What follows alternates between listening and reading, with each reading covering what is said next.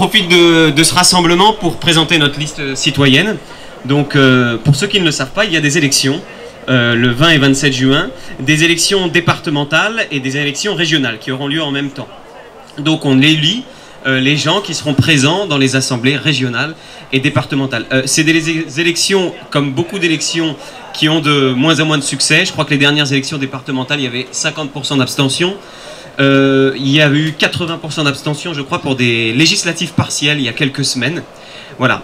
Je pense que beaucoup d'entre vous ont un certain, peut-être pas mépris, mais surtout un certain dégoût pour la politique, pour les élus, de penser que ce système est verrouillé, que participer à l'élection n'aboutit à rien. C'est pas totalement faux. C'est pas totalement faux. Je ne pense pas que nous allons gagner cette élection. Mais le futur n'existant pas, on a encore des chances de gagner. Mais simplement, on a, je crois, tous traversé une période tout à fait singulière depuis un peu plus d'1 an maintenant. Certains sont militants depuis longtemps. On va avoir quelques interventions tout à l'heure à ce sujet, des interventions sur des sujets plus locaux d'ailleurs. Certains se sont peut-être un peu plus réveillés après le premier confinement, d'autres après le deuxième. Tout ça n'a pas énormément d'importance. Ce qui compte, c'est l'instant présent et où on en est de notre engagement à l'instant présent. Il y a eu une vraie volonté, et je crois qu'il y a une volonté grandissante de s'investir localement. On a bien compris que de chercher des éventuels chefs pour sauver le pays, ça n'arriverait pas. Et je crois que la situation que nous vivons, on est tous un petit peu responsables de tout ça. On a tous délaissé notre pouvoir politique de plus en plus. Et le résultat, c'est que quand on laisse un vide quelque part, il y a quelqu'un d'autre qui l'occupe. Voilà, le pouvoir doit être occupé. Là, on laisse toujours les mêmes personnes l'occuper, et c'est peut-être ça le gros problème. Alors, l'objet de cet après-midi, ça va être de présenter notre liste citoyenne. On va avoir quelques invités, des gens qui aussi se sont investis dans cette liste citoyenne. On va faire un petit peu l'historique de tout ça. Je vais essayer que ça soit le plus intéressant possible. Et puis on terminera par un moment musical, bien évidemment, avec Marilyn. Donc, bref, on devait organiser ce rassemblement. Et comme tout rassemblement politique, pour respecter la tradition républicaine, il se fallait de faire un discours. Et il fallait aussi faire des promesses. Parce qu'on a monté cette liste assez rapidement, et donc une fois que la liste était déposée, inscrite à la préfecture, etc., on était bien embêtés de savoir ce qu'on allait pouvoir dire aux gens exactement. Alors, on a choisi une voie spéciale, mais pour ceux qui peut-être à l'avenir voudraient se présenter à des élections et ne sauraient pas trop comment prendre la parole en public, on a trouvé un petit tutoriel sur internet, donc je vais vous le partager. Comment dirais-je, c'est la première fois qu'on l'utilise. Alors en gros, c'est pas très compliqué. Le principe pour le discours politique. Selon le discours que vous avez à faire, vous prenez quelques grands concepts. Alors on en a choisi quelques-uns. On a pris les concepts qui sont l'occupation du département. Le département a la charge des collèges, du sport, de la culture, de l'action sociale et des transports. Donc vous notez les mots sur un petit carton et vous les mettez de côté. Le son est coupé ici. On a une enceinte qui est coupée visiblement. Bon, on m'entend? Oui. Et ensuite vous saupoudrez avec d'autres concepts. Alors on en a choisi quelques-uns, vous verrez. Si vous ne savez pas lesquels prendre, vous ouvrez le journal et vous les trouvez. Donc vous commencez votre discours comme ça. Alors une fois que vous avez réuni les différents concepts, vous pouvez les mélanger, bien sûr. Tout ça prendra une cohérence à un moment donné, c'est pas très compliqué, c'est un discours, ça ne vous engage à rien. Et donc, une fois que vous avez commencé à mélanger, eh bien, vous pouvez commencer votre discours. Donc, c'est très simple. Ça commence comme tous les discours. Françaises, Français, concitoyens, concitoyennes. Nous sommes réunis aujourd'hui pour vous présenter notre programme pour notre liste départementale. Le cœur de notre programme, ça sera bien évidemment l'écologie. Un enjeu majeur pour le XXIe siècle aujourd'hui, un enjeu qui traverse toutes les générations. Ce problème de l'écologie est intimement lié à celui des transports, prérogative majeure au sein du département. Département qui a en charge les transports communs favorisant la baisse du niveau de CO2 et donc une application dans le domaine de l'écologie. Notre action s'impliquera aussi en termes d'action sociale, autre cœur du département. L'action sociale est extrêmement importante pour lutter contre les inégalités, permettre à chaque citoyen d'être égaux face à la loi, face à la société, face à sa propre liberté. Et cette liberté implique bien évidemment un concept qui nous est très cher au sein de notre groupe, qui est la démocratie. La démocratie est essentielle. La démocratie, le démos, le peuple qui a du kratos, du pouvoir. Ce que nous manquons absolument aujourd'hui. Le département du 91 est un département très particulier parce qu'il est à la fois urbain et rural. Il est important de s'occuper de la ruralité, car aujourd'hui la ruralité est abandonnée par les politiques publiques dans des déserts ruraux qu'il est important de s'occuper, dans une logique d'inclusion. L'inclusion, enjeu moteur de notre candidature, enjeu moteur parce que l'inclusion est le cœur de la citoyenneté. La citoyenneté qui habite notre quotidien, qui nous permet de vivre les uns avec les autres. Et pour transmettre cette citoyenneté, nous allons bien sûr nous appuyer sur les collèges qui sont les futurs adultes de ce monde, notre future citoyenneté, dont nous allons nous occuper pour leur transmettre toutes ces valeurs. Toutes ces valeurs, nous les transmettrons par un biais qui est très pratique, qui est très ludique et qui est très, très amusant, qui est le sport. Le sport qui est une autre prérogative du département. Et bien évidemment, nous aurons à cœur de nous impliquer dans toutes ces démarches sportives et associatives. Parce que, et puis je crois pour terminer peut-être, le plus important, c'est bien évidemment un secteur qui a été très touché depuis cette dernière année, qui est la culture. Bien sûr, sans culture, il n'y a pas de société. Donc nous aurons bien sûr à charge de maintenir, de préserver et de développer la culture au sein du département.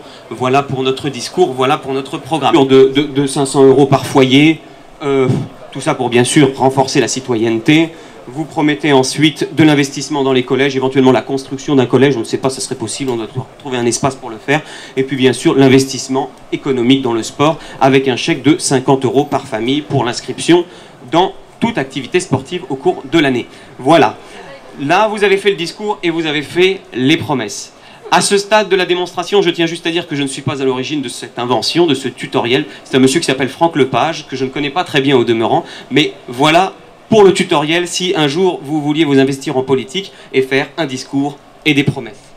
Au-delà de cette petite plaisanterie, non pas que tous les concepts qui ont été évoqués, nous les traitons par-dessus la jambe, simplement les mots sont des choses tout à fait creuses. En réalité, en politique, elles n'ont aucun sens tant qu'elles ne sont pas mises en pratique.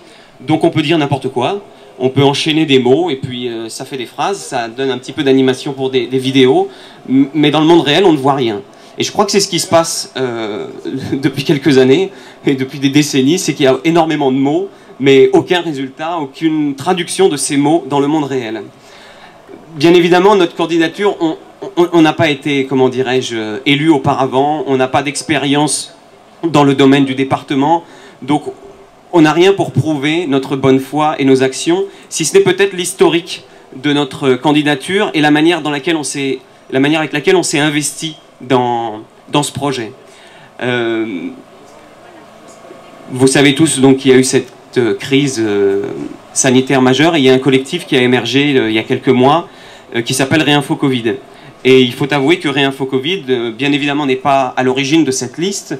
Réinfo Covid n'est pas un parti politique, mais Réinfo Covid a été la structure, le collectif qui nous a fait nous rencontrer, mes colistiers et moi-même, qui peuvent venir. D'ailleurs, il y a Xavier et Alexandra qui sont là, et il y a Claire de Mathieu qui travaille aujourd'hui, donc elle va arriver un tout petit peu plus tard.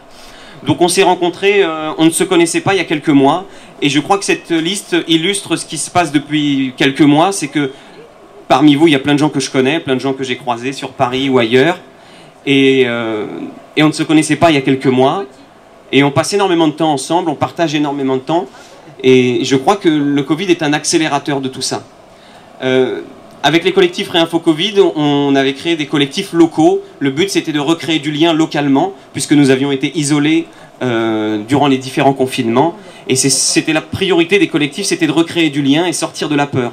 On sortait de la peur en informant les gens et en même temps en se retrouvant nous entre nous pour échanger nos craintes, notre incompréhension de ce qui se passait éventuellement. Et donc c'est comme ça qu'on s'est connus avec Xavier, Alexandra et Claire. Et puis à un moment donné, il y a eu un appel, parce qu'il faut dire que cette liste citoyenne, c'est pas la première fois qu'il y a des listes citoyennes. Et il y a eu quelques mois, même pas, un appel disant il y a des élections, montez des listes. Et donc on a créé cette liste, je dois vous le dire, je ne sais pas si c'est valeureux de le dire ou pas, mais une de nos prérogatives, c'est la transparence, donc je serai transparent avec vous. Nous avons monté cette liste en 2 jours. J'ai appelé la préfecture, j'avais été mis en lien avec un groupe, et le groupe m'avait conseillé de prendre rendez-vous avec la préfecture, même si la liste n'était pas constituée. Donc j'ai pris un rendez-vous sans liste, et j'avais rendez-vous le lendemain, et il a fallu trouver 3 autres personnes pour m'accompagner. Donc j'ai partagé au groupe Réinfo Covid du 91, et puis on s'est réunis comme ça. Donc on a monté cette liste très rapidement. Le lendemain, j'avais tous les dossiers qui étaient complets.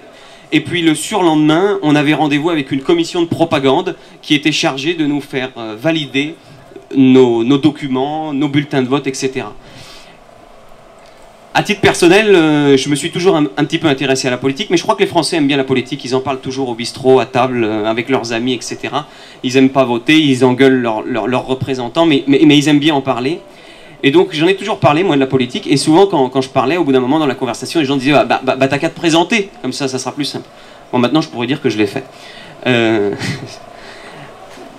Et ça a été intéressant de participer à cette campagne, parce qu'on découvre les rouages politiques d'une élection départementale qui est très simple à faire. Hein. C'est-à-dire que ces 2 candidats, on est un binôme de candidats, puisqu'il faut une assemblée mixte, donc un homme, une femme, en l'occurrence Claire et moi-même, et puis un binôme de suppléants, également homme-femme, Xavier et Alexandra. Donc c'est beaucoup plus simple qu'une liste départementale ou même qu'une liste municipale où il faut beaucoup de monde, etc. Et bien malgré cette simplicité, on en découvre tous les jours. Donc par exemple, on s'était dit, il faut payer les bulletins de vote, etc. On s'était dit, ben, on va les payer, et puis on va essayer étant donné qu'on doit créer un compte de campagne, de pouvoir se rembourser sur ça. Bien c'est interdit. Vous ne pouvez financer que sur compte propre vos bulletins, et alors ça vous l'apprenez au moment précis. Alors une élection départementale, ça coûte environ 3 000 €, ce qui reste accessible si on se cotise, etc. Une élection régionale, ça coûte 100 000 €. Je ne connais pas les tarifs donc pour une élection présidentielle ou législative, mais c'est des sommes conséquentes. Et dans mon parcours, j'avais été intéressé par le travail d'un monsieur qui s'appelle Étienne Chouard, que j'avais découvert en 2012, que peut-être certains d'entre vous connaissent. Étienne Chouard avait fait le procès de l'élection et le procès de la démocratie en disant que nous ne vivions pas dans une démocratie, que nous employions un terme qui n'était pas tout à fait exact pour définir notre système. Et il avait ce mot de dire que les élections sont faites par les riches pour les riches. Et ça n'est pas totalement faux. Ça n'est pas totalement faux parce que si vous voulez que la liste soit bien faite, c'est-à-dire si vous voulez avoir vos bulletins de vote dans le bureau de vote le jour où vous allez voter, si vous voulez avoir le bulletin de vote dans votre enveloppe que vous recevez à la maison avec la circulaire, eh bien tout ça, il faut les fournir dans un délai qui est de 3 jours. Donc vous avez rendez-vous avec une commission qui valide vos documents. Si vous regardez la fiche que nous avons faite, j'ai un pull orange et Claire a une écharpe orange sur la photo. Le pull était rouge et l'écharpe était rouge. Arrivé au niveau de la commission, on m'a dit que le bleu de la fiche, le blanc du texte et le rouge de mon pull faisaient bleu, blanc, rouge et pouvaient prêter à confusion avec le matériel administratif officiel. Donc on vous annonce ça le jeudi, et après vous devez le mercredi matin livrer au fin fond du 78 80 000 bulletins de vote et 43 000 circulaires. Il y a un week-end au milieu, donc il faut corriger le document, trouver l'imprimeur, si on n'a pas de quoi payer la livraison, il faut aller le livrer. Donc bien évidemment, tout ça n'est pas fait pour que les citoyens participent. À aucun moment, on vous fournit des documents, et au demeurant, les gens de la préfecture sont très courtois, etc. Mais le système, profondément, l'administration en elle-même est organisée de telle sorte que c'est compliqué de participer, même à quelque chose de simple. Tout à l'heure interviendront des gens d'une liste citoyenne qui s'appelle France Démocratie Directe. Ils n'ont même pas la possibilité pour l'instant d'avoir les bulletins de vote dans les mairies, parce qu'ils n'ont pas eu le temps de les imprimer à temps, et que si vous n'êtes pas dans les délais, le routeur, comme on appelle, qui est celui qui va dispatcher tous les bulletins de vote, n'aura pas le temps de le faire, et donc vous n'existez pas. Et donc on vous dit bienvenue, participez, vous êtes en démocratie, tout le monde peut participer, mais en réalité on se rend compte que c'est très compliqué. On s'est retrouvés pour beaucoup d'entre nous à cause du Covid. Mais le Covid n'est pas une fin en soi, et le but c'est de dépasser cette situation qui nous a pour certains traumatisés ou surprises dans les décisions, etc. Et donc, aussi des motivations de cette liste, c'est pas seulement de participer pour participer, mais simplement c'est par rapport à ce que je vous disais tout à l'heure, le seul moyen pour nous de reprendre notre démocratie, c'est de passer par ce qui est local. Et en réalité, de créer du lien local, c'est ça qui nous manque, c'est de ça dont on est coupé. Beaucoup de gens ne se connaissent pas en fait autour de chez eux, ne savent pas comment fonctionne leur localité. On est complètement dépossédé de ça. Et donc aujourd'hui, il va y avoir quelques prises de parole, on va certainement reparler du Covid, etc. Mais on va essayer aussi de parler de ce qu'est la localité et quels sont nos moyens pour reprendre le pouvoir. On ne peut pas passer son temps à dire on est victime de quelque chose. Ce que je disais tout à l'heure, nous sommes responsables de ce qui se passe. Nous avons accepté tout un tas de choses qui fait que maintenant nous sommes totalement dépossédés. Et donc il faut reprendre ce pouvoir-là, et ça ne va pas se faire avec une élection départementale, ni aux prochaines élections présidentielles, ça va se faire au fil du temps, c'est quelque chose qu'on doit réapprendre, qu'on doit peut-être apprendre tout court parce qu'on ne sait même pas comment ça fonctionne, et ça s'inscrit dans un temps long. Et donc, tout à l'heure je plaisantais en disant nous n'allons pas gagner cette élection, c'est possible, mais quel que soit le résultat de cette élection, on va continuer à faire ce qu'on fait. C'est-à-dire qu'on va continuer à entretenir une vie locale, des réseaux locaux, parce que ce sera le seul moyen pour nous de tenir face à ce qui se passe. Parce qu'au-delà du Covid, il se passe un vrai problème politique dans notre pays. Il y a une crise sanitaire, mais si vous allez à Paris, le parc automobile de la police a été démultiplié, ils roulent tous avec des nouveaux 4x4, etc. Et par contre, si vous allez rencontrer le personnel hospitalier, juste avec le Ségur, ils ont eu une augmentation de salaire. Mais les conditions ne s'améliorent pas. Ici, localement, on en parlera un petit peu après du plateau de Saclay, mais il y a un plateau juste au-dessus qui s'appelle le plateau de Saclay qui est en mutation totale. Ce sont des terres agricoles qui sont en train d'être construites et on va y construire un hôpital. Pour construire cet hôpital, on va en supprimer d'autres. Il y a l'hôpital à Longjumeau, à Orsay, etc. Et puis dans ce jeu de cartes, à la fin, il n'y aura plus qu'un hôpital, ce qui est très bien, on peut toujours se réjouir qu'il y ait un hôpital de plus. Il y aura entre 200 et 500 lits qui auront disparu. Et donc le problème, il est là. C'est qu'il y a un problème entre le discours, ce que j'évoquais tout à l'heure, les mots qui sont employés à la télévision et qui nous sont ressassés en boucle, en permanence, auxquels on se met à croire, et puis la réalité. Donc on nous parle de crise sanitaire, mais en réalité, localement, on n'a pas amélioré les conditions sanitaires, à part de demander aux gens de se laver les mains, etc. Mais les infrastructures ne sont pas en train d'être améliorées. Et donc c'est important parce que ça, on peut le reprendre localement. On peut se mobiliser localement. Au lieu de, pour certains dont je fais partie, qui se sont mobilisés sur des grosses manifestations parisiennes, notamment au moment des Gilets jaunes, où des gens se retrouvent à être bousculés, violentés, blessés, mutilés, etc. Et non pas que ça ne serve à rien, c'est très bien ça. Mais il faut avoir conscience de ce pouvoir local qu'on peut reprendre. Et je pense vraiment que c'est le cœur de notre souveraineté, parce que vous n'avez besoin de demander l'autorisation à personne.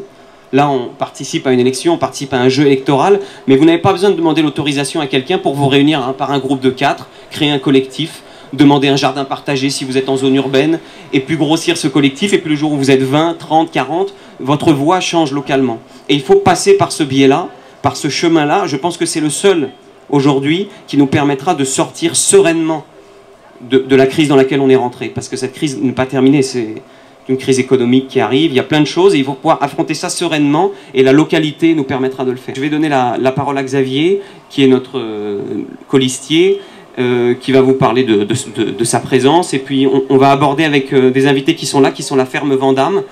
Monsieur et Madame Vandamme ont une ferme, qui est ils se présenteront, et je pourrais peut-être faire des erreurs dans cette présentation, mais une ferme qui est donc à Villiers-le-Bacle, sur le fameux plateau de Saclay, qui est en construction. C'est des terres agricoles très riches. Ils ont été à l'origine d'une des premières AMAP d'Île-de-France, et donc ils vont vous parler de ça aussi, et de cette manière dont eux ont été confrontés aussi au pouvoir public, à la surdité du pouvoir, etc. Bonjour à tous, donc, je m'appelle Xavier Lecomte, voilà.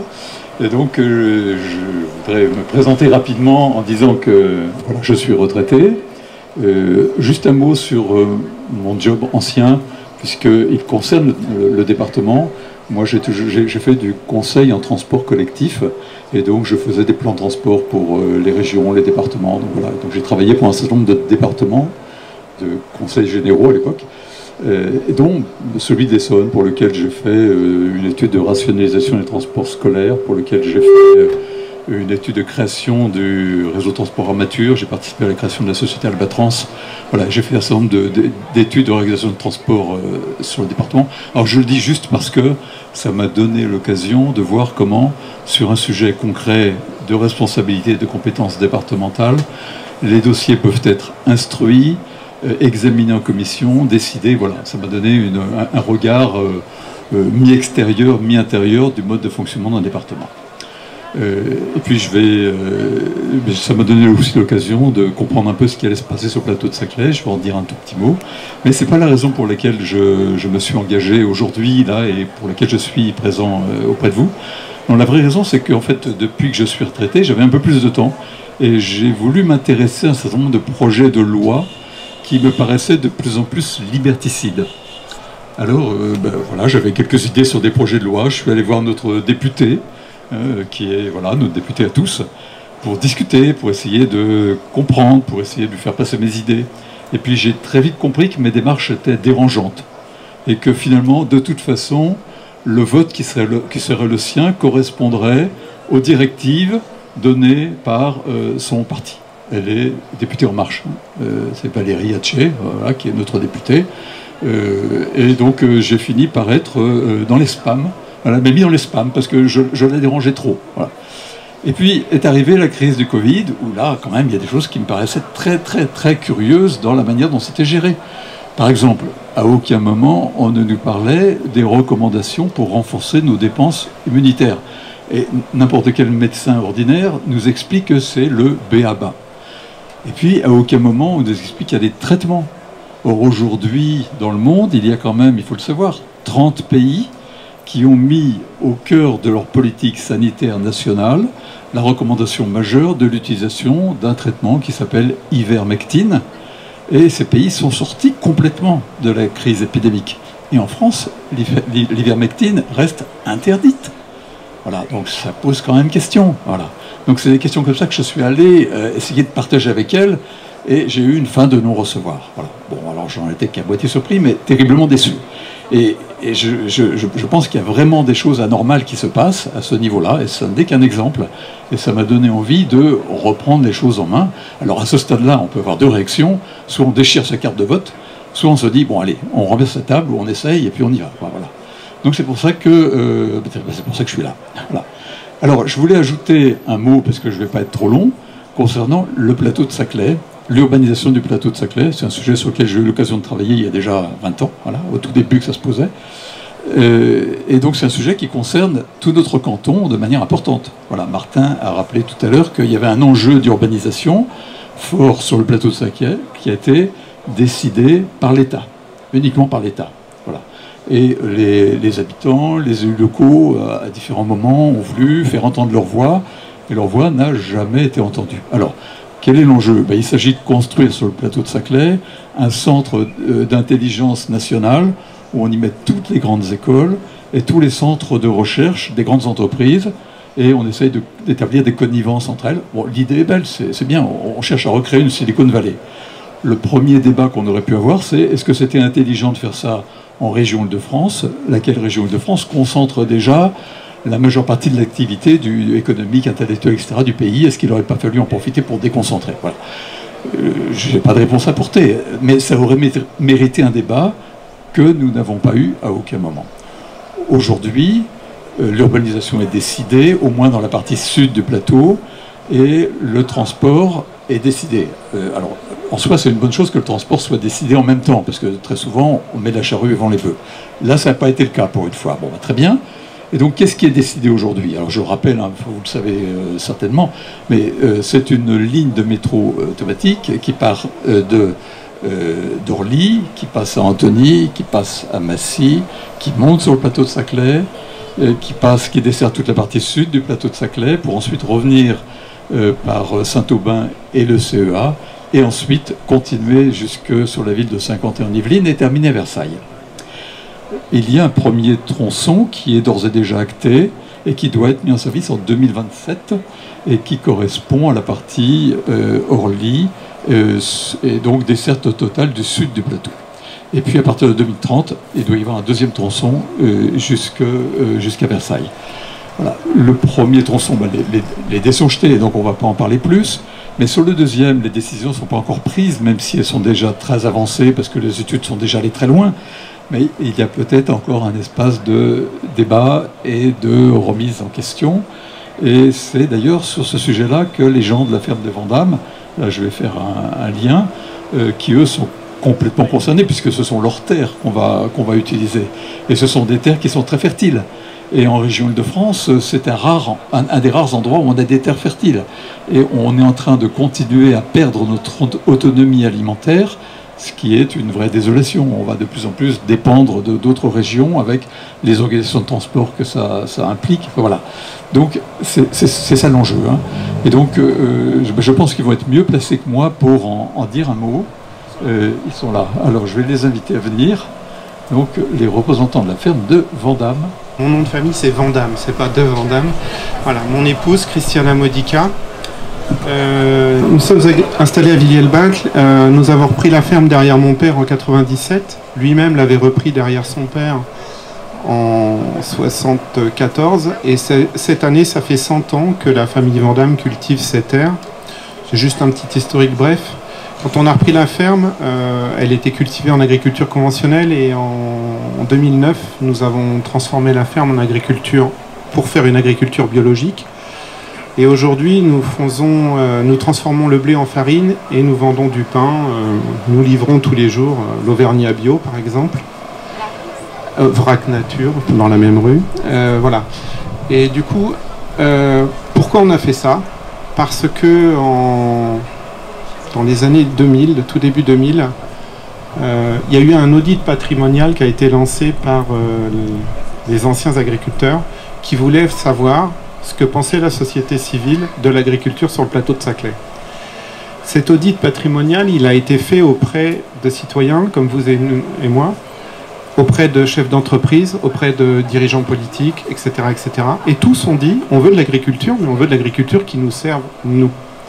Et du coup, il y a eu une profonde mutation de toutes les fermes sur le plateau de Saclay pour arrêter de faire, enfin on n'a pas arrêté, mais changer un peu nos manières de faire, ne plus faire que des céréales qui sont chargées dans des camions et qui vont à Rouen, mais aussi faire de l'alimentation qui serve à nous, humains, tous les jours. Et c'est comme ça qu'on a transformé la ferme. Aujourd'hui, le fournil, l'activité principale, c'est devenu le fournil, clairement. Et on a environ, je sais pas, 1000 clients par semaine, plus tous les clients qu'on livre à travers les magasins bio autour de la ferme. Les AMAP, évidemment, etc., etc. Aujourd'hui, tout ça, tous ces efforts-là, cette réponse à la société qu'on a fait, parce que c'était vraiment des profondes mutations pour nous, est menacée parce que l'État, en 2010, a décidé d'une opération d'intérêt national sur le plateau de Saclay, et c'est très élargi, ça va jusqu'à Versailles, où, comme ça a été dit tout à l'heure, on allait concentrer les universités et les centres de recherche. Alors à l'époque d'Internet et de la fibre, c'est une vraie opportunité de faire ça. Aujourd'hui, on sait que les universités entre elles ne s'entendent pas, il n'y a pas eu d'entente entre les universités, bref. Les dégâts sont faits, puisqu'il suffit de monter juste au-dessus, de monter la côte, là, puis de voir la profonde mutation qui a eu lieu sur le plateau. Et comme ça a été dit, il reste aujourd'hui 2300 hectares de terres agricoles qui sont inscrites dans une zone de protection agricole, naturelle et forestière, donc en théorie qui sont intouchables, ça c'est la théorie. Mais à partir du moment où la ligne 18, le deuxième tronçon qui fera Saclay-Versailles, à partir du moment où ce deuxième tronçon sera fait, on sait aujourd'hui qu'il n'y a pas assez de gens pour le rentabiliser, et on sait quel est l'attrait de l'État pour urbaniser ces fameuses terres. Du coup, ils vont mettre dehors les agriculteurs, c'est ce qu'ils ont déjà fait. Hein. Sur la première partie, ils ont mis dehors les agriculteurs pour 5 € du mètre carré. Le mètre carré constructible sur le plateau de Saclay, c'est entre 150 € et 200 € du mètre carré. Je vous laisse calculer la plus-value. Moi, j'appelle ça de la spoliation de biens. Donc, pourquoi je vous parle de tout ça? Vous êtes à Perlizeau, puis après tout, vous dites, mais nous, là-haut, le plateau de Saclay, c'est pas nous. Sauf que le plateau de Saclay, les terres agricoles, ça, c'est à vous, dans le sens où, sans agriculture, vous n'avez pas d'alimentation. Je m'amuse à dire souvent que quand vous faites un dîner avec des amis, servez le plat principal, et puis amusez-vous à demander, à votre avis, ça vient d'où? Il n'y a pas un qui va vous répondre que ça vient d'un champ ou d'une ferme. Pas un, souvent. Ou alors des convertis. c'est pas une critique, c'est juste qu'on est complètement déconnecté de notre alimentation. Et on est venu aujourd'hui, on a répondu à cette invitation, c'était juste pour vous dire, si la ligne 18 se fait, d'ici une cinquantaine d'années, il n'y aura plus d'agriculture là-haut, donc la pression foncière sera terrible, donc nos enfants, puisqu'on ne parle pas pour nous, nous on est à 6 ou 7 ans de la retraite, mais nos successeurs et les vôtres n'auront plus un espace de verdure là-haut, auront juste une succession de villes les unes derrière les autres dans lequel on n'aura plus d'espace de verdure. Il faut se rappeler, enfin nous on était au début des combats contre l'opération d'intérêt national, on a rencontré Michel Devigne qui est à l'origine de ce fameux de cette fameuse Silicon Valley à la française. Alors, à Silicon Valley ça fait 200 km de long, là-haut ça fait 4 km, d'accord. Et donc moi j'ai vu les premières projections photos qu'il nous a fait avec des parcs, des étangs, des machins. Vous allez là-haut, vous avez des immeubles, c'est bien au carré, avec voilà, on a du béton sur du béton sur du béton. Et donc le risque c'est ça, c'est de ne plus avoir de terre de proximité. Or je peux vous assurer que tous les agriculteurs là-haut font de profondes mutations sur leurs fermes pour justement servir une agriculture de proximité. Qu'on disparaisse, c'est pas bien grave, on n'est plus que 9 ou 10 agriculteurs, mais pour nos descendants, pour vous et pour vos descendants, ne plus avoir cette agriculture de proximité dans 20 ou 30 ans, c'est une catastrophe. Donc voilà, c'était juste un petit mot pour vous dire ce qui se passe là-haut, c'est pas innocent. Le maire de Palaiseau insiste énormément pour avoir eu sa gare là-haut. Alors à Palaiseau, il y a quand même déjà, de mémoire, 2 gares de RER. Mais pour Monsieur de Lasteyrie, avoir une gare en haut, c'est super important. Et c'est à cause de décisions politiques comme ça que ce métro qui au départ devait faire Orly, Massy, Saclay, Versailles, enterré, c'est-à-dire en tunnelier, est devenu aérien parce que tous les maires ont demandé des gares. Alors oui, on peut dire c'est super, ça va transporter des gens, mais sauf que ce métro-là, vous l'avez bien compris, il va en aucun cas sur Paris. Et ce métro-là aurait pu largement être fait en lieu et place du RER-C, qui a la capacité, qui fait cette desserte-là, sauf qu'il a été abandonné. Bon, bref, on ne va pas rentrer dans le sujet. C'était juste, voilà, ce petit clin d'œil qu'on voulait vous faire aujourd'hui. L'agriculture, ça veut dire aussi les oiseaux, les animaux. C'est tout un ensemble, c'est un écosystème qui est en train de disparaître. Et pour ça, on est tous concernés. Donc ce n'est pas que les terres fertiles du plateau, mais ce sont tous les êtres vivants qui nous permettent de continuer à respirer, à vivre. Voilà, merci.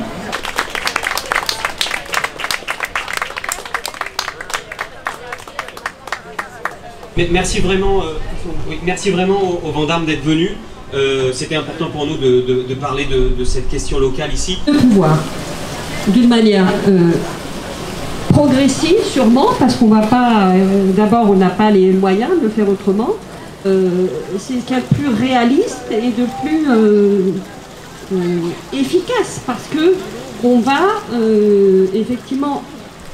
Ce à quoi cet organisateur me répond, oui mais moi je ne suis pas employeur de tes artistes, donc ils sont considérés sur le festival au même titre que les spectateurs, et donc s'ils n'ont pas de passe sanitaire, ils ne joueront pas.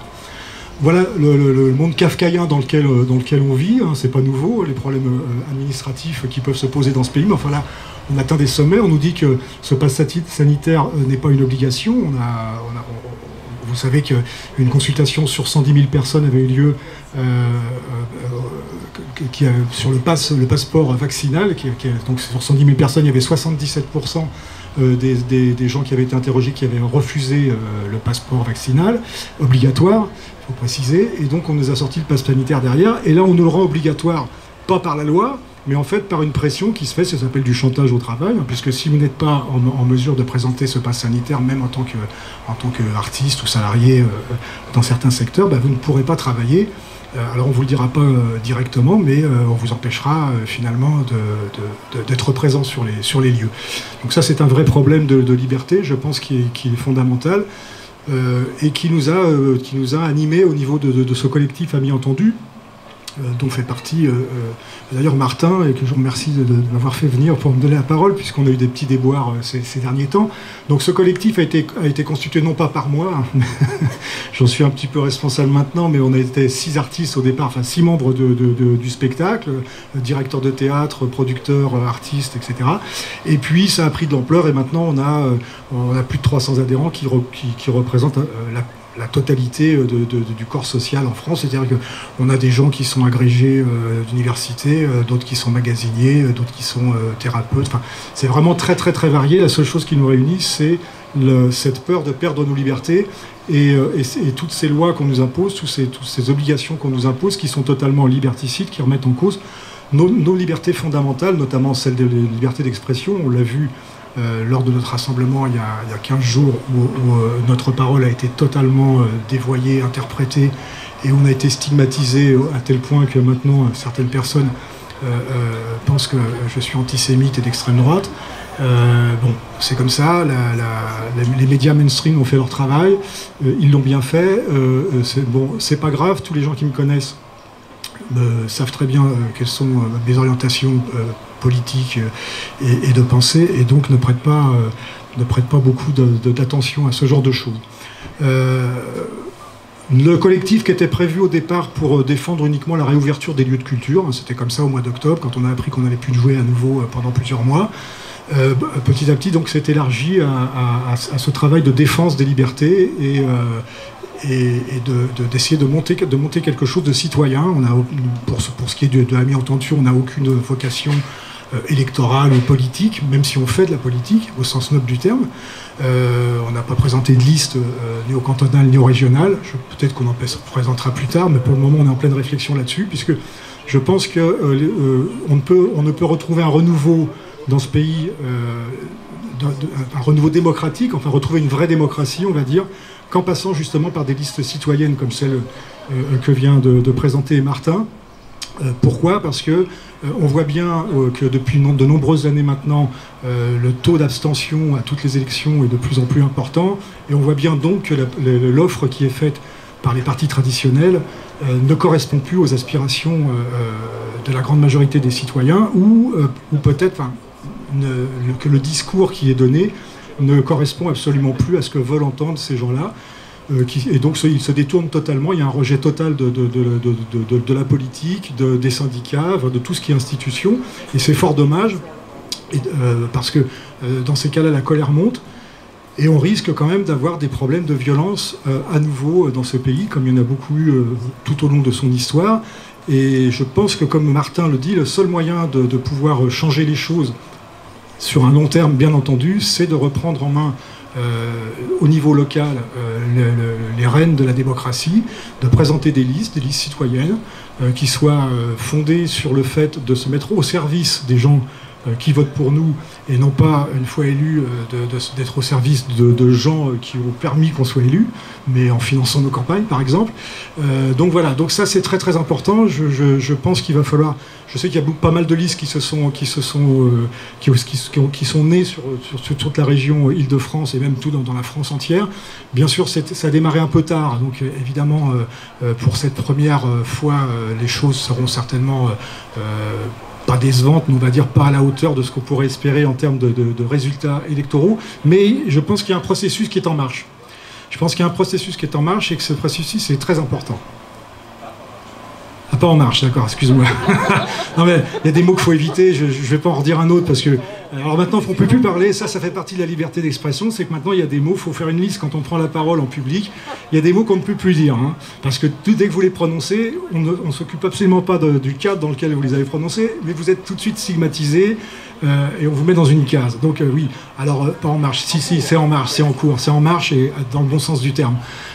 Voilà, donc je pense que les élections présidentielles approchent, c'est encore trop tôt pour qu'il se passe quelque chose, mais il va y avoir un mouvement qui va se mettre en place, et peut-être dans quelques années, dans 6 ans, dans 10 ans, je ne sais pas, mais je pense que le seul moyen de changer les choses dans ce pays, de retrouver une vraie démocratie, de remettre en avant le fait que nous sommes dans une république dont la première des devises est la liberté, de remettre ça, liberté, égalité, fraternité, en avant, c'est justement de repasser par une reconquête de tous les postes électoraux et de faire de la démocratie locale avec un objectif beaucoup plus large qui va petit à petit aboutir sur un objectif national.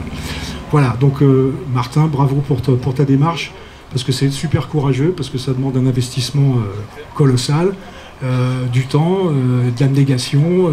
Dès qu'on se met en avant, je l'ai vécu moi-même, et dès qu'on se met en avant derrière un micro et qu'il y a une caméra qui tourne, on se met en danger.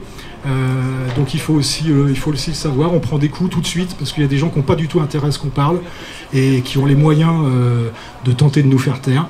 Donc voilà, bravo Martin, c'est super courageux, il faut y aller, continuer. Je vous invite à tous à le soutenir et à en faire la promotion. Il reste une semaine. En une semaine, on peut faire des miracles. Voilà. Merci. Donc, El Pueblo